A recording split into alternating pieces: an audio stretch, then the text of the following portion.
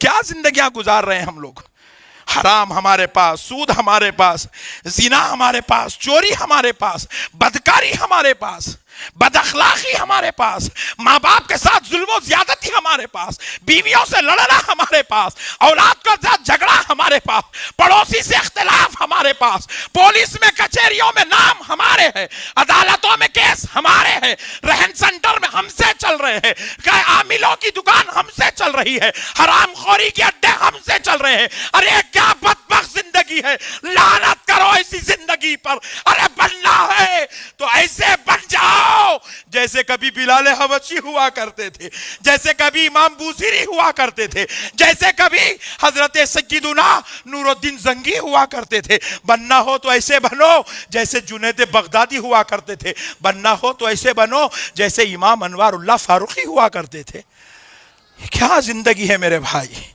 یہ سب کرنے پیدا ہوئے یارو، یہ گندے کام کرنے پیدا ہوئے ہو.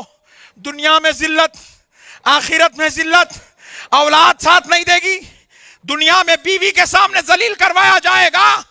ایسے کام کر کے پڑوسیوں میں رسوا ہوں گے، محلے والوں میں حقیر جانے جائیں گے.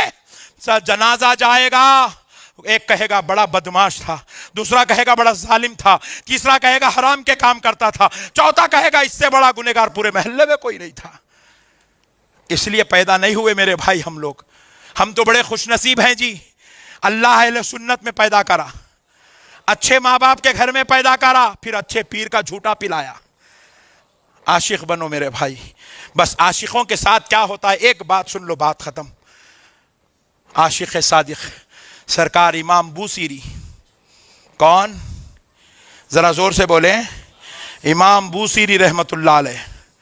میرے پیارے بھائی، آج عصر کی نماز کے بعد حجرہ صلاۃ علی النبی الکریم علیہ الصلاۃ والسلام میں قصید بردہ شریف پڑھا گیا. یہ قصید بردہ کیا ہے؟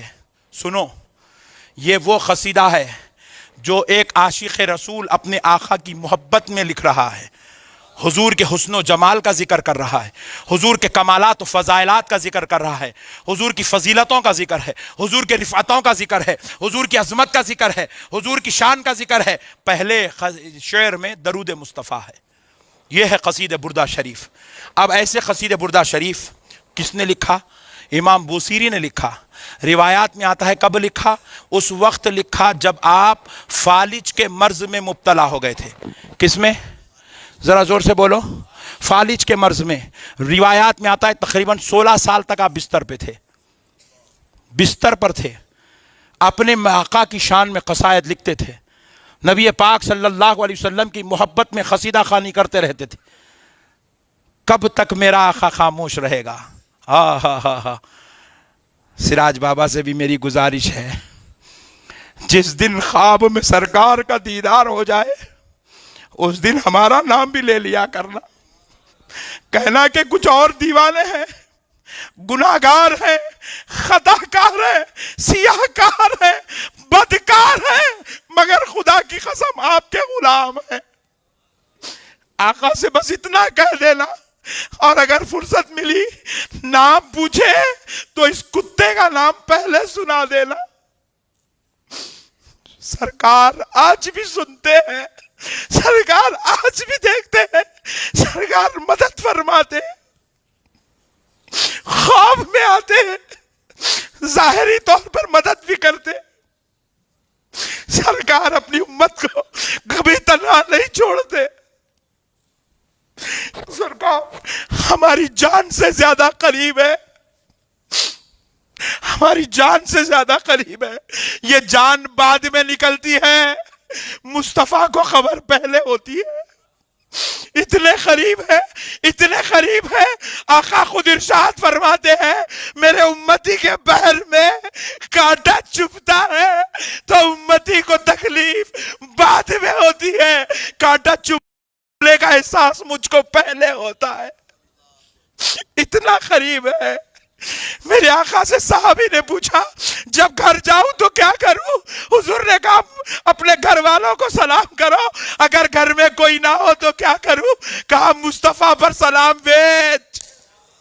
اپنے نبی پر درود کا نذرانہ بھیج. صحابی نے پوچھا میرے گھر میں کوئی نہیں تو آپ پر درود و سلام کیوں؟ میرا نبی کہتا ہے جب مومن کے گھر میں کوئی نہیں ہوتا تو اللہ اور اس کا رسول ہوتا ہے. نبی آج بھی قریب ہے دوستو.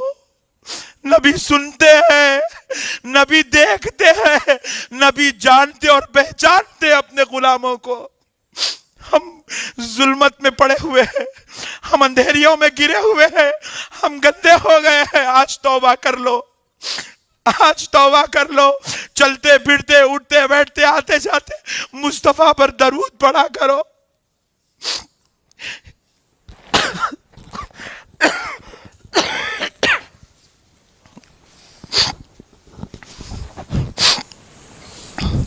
امام بوصیری رحمت اللہ علیہ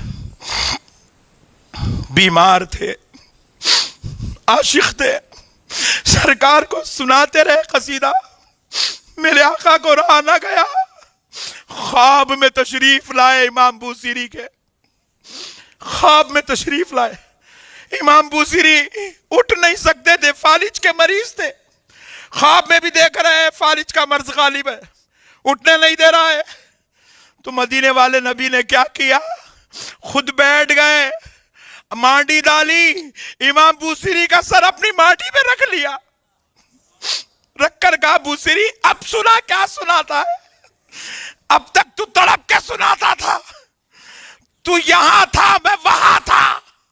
بوصیری اب تیرا مصطفیٰ سامنے ہے, دیکھتا جا, شان مصطفیٰ سناتا چلا جا.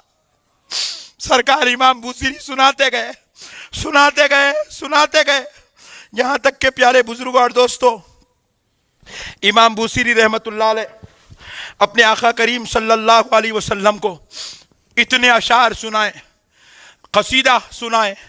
نبی پاک علیہ السلام کی کمبل شریف, چادر مبارک جو حضور ہمیشہ اپنے کندھے پر رکھتے تھے, نبی پاک علیہ السلام نے اپنی چادر نکالی اور امام بوصیری کو دے دیا. ہم لوگ نعت خواں کو نظر دیتے ہیں, خدا کی قسم یہ مصطفیٰ کی سنت ہے, یہ مصطفیٰ کی سنت ہے. امام بوصیری کو حضور نے اپنی چادر دے دی.